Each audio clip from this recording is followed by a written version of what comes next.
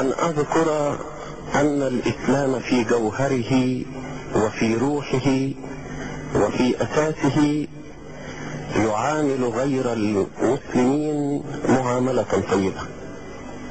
نذكر من هذا الميثاق الذي أعطي لنصارى نجران، والميثاق الذي أعطي لقبيلة تغلب، والوصية التي قدمها الخليفة الإمام عمر بن الخطاب قبل موته، ووصية الخليفة أبي بكر الصديق لأسامة بن زيد،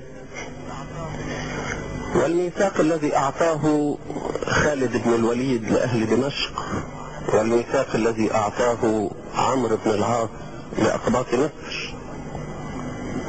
وأذكر أيضا العبارة الإسلامية الجميلة: استوصوا بالقسط خيرا فإن لنا فيهم نسبا ورحما. وأذكر أيضا الحديث الشريف: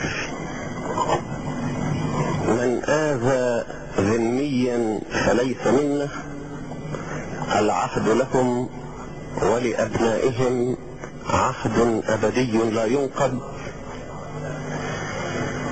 يتولاه ولي الأمر ويرعاه. وأذكر أيضا في سماحة الإسلام ذلك الشرع الجميل الذي يقول: وإن أتاك أهل الذمة فاحكم بينهم بما يدينون. وهكذا أعطى الإسلام حرية الدين لغير المسلمين. أذكر أيضا في سماحة الإسلام حفظه في عهوده ومواثيقه للمسيحيين في كنائسهم وصوامعهم ورهباناتهم وأملاكهم وأرواحهم وكل شيء.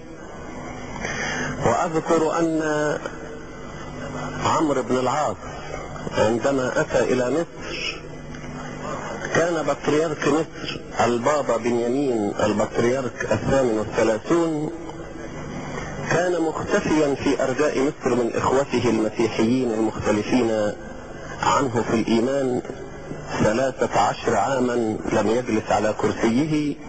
فلما أتى عمرو بن العاص أمنه على نفسه وعلى كنائسه، والكنائس التي أخذها منه الروم أرجعها إليه عمرو بن العاص، بل ساعده أيضا في بناء كنيسة في الإسكندرية.